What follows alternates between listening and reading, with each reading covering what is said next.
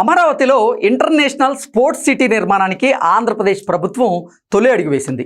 మన దేశంలో ప్రతి ఒక్కరూ మతంలా ఫాలో అయ్యేటువంటి క్రికెట్ను ప్రోత్సహించడం ద్వారా నవ్యాంధ్ర నూతన రాజధానిని వరల్డ్ మ్యాప్లో హైలైట్ చేసేటువంటి ప్రయత్నం చేస్తున్నారు ఆంధ్రప్రదేశ్ ముఖ్యమంత్రి వర్యులు నారా చంద్రబాబు నాయుడు గారు. మాజీ క్రికెటర్ టీమిండియాలో వికెట్ కీపర్గా సేవలందించినటువంటి ఎంఎస్కే ప్రసాద్ ఆధ్వర్యంలో అమరావతి ఇంటర్నేషనల్ క్రికెట్ అకాడమీ ఏర్పాటు కాబోతూ ఉంది.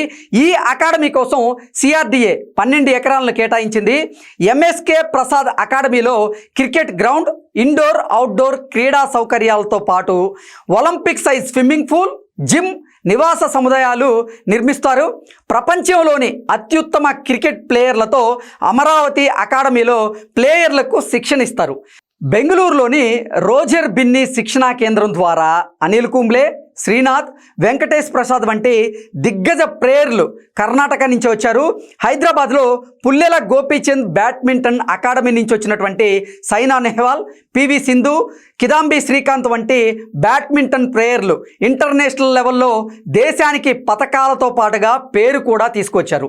పుల్లెల గోపీచంద్ బ్యాడ్మింటన్ అకాడమీ ఏర్పాటుకు భూమి ఇచ్చి ప్రోత్సహించింది అప్పట్లో ఉమ్మడి రాష్ట్రం సీఎంగా ఉన్నటువంటి నారా చంద్రబాబు నాయుడు గారే. అమరావతిలో పుల్లెల గోపీచంద్ అకాడమీ ఏర్పాటు చేయనుండగా పివి సింధు కూడా బ్యాడ్మింటన్ కోచింగ్ సెంటర్ను ప్రారంభించబోతోంది. ఇప్పుడు ఎంఎస్కే ప్రసాద్ క్రికెట్ అకాడమీతో అమరావతి క్రీడా నగరంగా అభివృద్ధి చెందేటువంటి అవకాశం స్పష్టంగా కనిపిస్తోంది. భవిష్యత్తులో ఏషియన్ గేమ్స్, ఒలింపిక్ వంటి అంతర్జాతీయ ఈవెంట్స్ నిర్వహణకు ప్రస్తుతం కల్పిస్తున్నటువంటి మౌలిక సదుపాయాలు ఉపయోగపడబోతున్నాయి అంటూ చాలామంది నిపుణులు అంచనా వేస్తూ ఉన్నారు.